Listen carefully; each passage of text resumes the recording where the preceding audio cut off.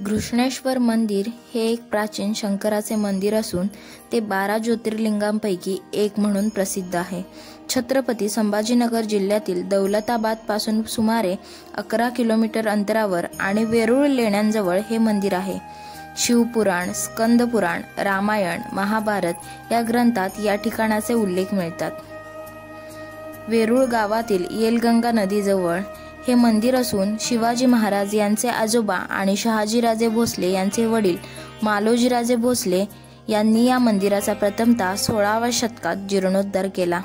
सध्याचे अस्तित्वात असलेले मंदिर इसवी सन 1730 मध्ये मल्हारराव होळकरांच्या पत्नी गौतमीबाईंनी बांधलेले असून नंतर शिवभक्त अहिल्याबाई होळकरांनी या मंदिराचा परत एकदा जीर्णोद्धार केला।